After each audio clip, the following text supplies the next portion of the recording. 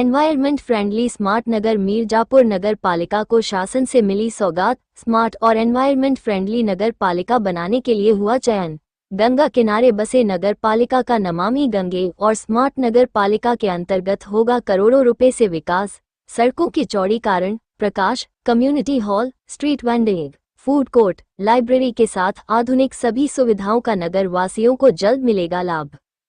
मिर्जापुर नगर वासियों को स्मार्ट नगर पालिका से अत्याधुनिक सुविधाओं का लाभ ही मिलने वाला है।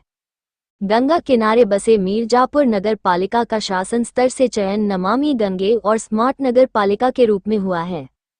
करोड़ों रुपए खर्च कर भव्य और दिव्य विंध्य कॉरिडोर के निर्माण के साथ ही यहां आने वाले दर्शनार्थियों और पर्यटकों की संख्या में भारी वृद्धि को देखते हुए मीरजापुर नगर पालिका का पर्यटन के दृष्टिकोण से भी महत्व बढ़ जाता है। शासन स्तर से आधुनिक सुविधाओं वाला दीर्घकालिक विकास में चयन होने से आने वाले समय में यहां सड़कों का चौड़ीकरण, अच्छी प्रकाश व्यवस्था, कम्युनिटी हॉल, विभिन्न सुविधाओं में street vending, food court, library के साथ ही आधुनिक नगर पालिका बनाने के लिए वह सभी विकास किए जाएंगे उनकी जरूरत होगी। जिला अधिकारी प्रियंका निरंजन ने बताया कि एनवायरमेंट फ्रेंडली नगर पालिका बनाने के लिए सभी कार्य किया जा रहा है। मैन पावर, मशीनरी, जरूरी संसाधन और सामग्री सभी बिंदुओं को लेकर कार्य योजना बनाई जा रही है। बाइट प्रियंका निरंजन, जिलाधिकारी।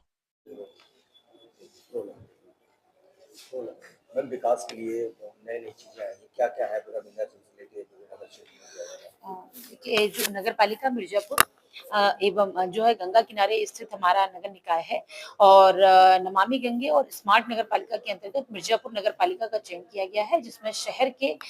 सस्टेनेबल डेवलपमेंट और माँ गंगा की विरलता और निर्मलता को बनाए रखने जाने वाले विभिन्न कार्य। और चूंकि पर्यटन स्थल के रूप में यहाँ माँ विंध्यवासिनी धाम का कॉरिडोर है, तो शहर के सौंदर्यीकरण से संबंधित और विकास से संबंधित जो सभी कार्य हैं, चाहे वो स्थानीय वाटर बॉडी का कंजर्वेशन हो, रोड का चौड़ीकरण, लाइट का कार्य या शहरी निवासियों के लिए आवश्यक कम्युनिटी हॉल और विभिन्न सुविधाओं का निर्माण, स्ट्रीट वेंडिंग जोन का विकास, फूड कोर्ट का विकास, लाइब्रेरी इत्यादि सुविधाओं का विकास और आधुनिक नगर निकाय बनाने के लिए जो भी अन्य आवश्यकताएं होंगी उसकी अभी नियोजन किया जा रहा है और उनको स्मार्ट नगर पालिका और नमामि गंगे के अंतर्गत नगर पालिका में विकास किया जाएगा, जिससे जो हमारी नगर पालिका है वो एक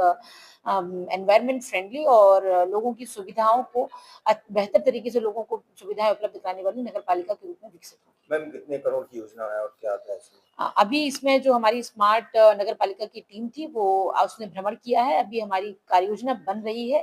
तो अभी इसका उपयुक्त बजट बता पाना संभव नहीं है, लेकिन ये विभिन्न सभी वार्ड्स में मैन पावर, मशीनरी, इक्विपमेंट और मटेरियल सभी बिंदुओं को फोकस करके कार्य योजना बनाई जा रही है और जैसे इसका विवरण उपलब्ध होगा आपको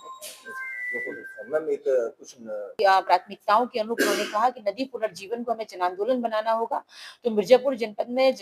नदी पुनर्जीवन को जन आंदोलन का स्वरूप देते हुए विगत वर्ष से ही हम लोहंदी नदी पुनर्जीवन का कार्य कर रहे हैं और उसका जो बचा हुआ कार्य है वो इस वर्ष किया जा रहा है। इसके अतिरिक्त सभी ग्रामीण क्षेत्रों में, नगरीय क्षेत्रों में स्थानीय नदियों की पहचान की गई है, जैसे खजूरी नदी या बकहर नदी आपका, और इस तरह से विभिन्न ब्लॉक्स में हमने स्थानीय नदियों की पहचान की और जो लोकल वाटर बॉडीज हैं उनके पुनर्जीवन को लेकर हमने जन सहभागिता से, मनरेगा से और सीएसआर के विभिन्न माध्यमों से उनके पुनर्जीवन पर कार्य किया जा रहा है। इससे न केवल जल संरक्षण होगा बल्कि जो ग्रीष्म ऋतु में वाटर लेवल डाउन चला जाता है तो भूमिगत जल संभरण को लेकर भी हमें इसमें सहयोग मिलेगा। और जो विगत वर्ष लोहंदी नदी का पुनर्जीवन का कार्य किया गया था, इसमें विभिन्न भूगर्भ जल के आंकड़ों से भी यह ज्ञात हुआ है कि हमारे दो ब्लॉक्स के भूमिगत जल स्तर में जो है वो डेंजर से वो क्रिटिकल से सुरक्षित श्रेणी में भी आ गए हैं और एक क्रिटिकल से सेमी क्रिटिकल में आए हैं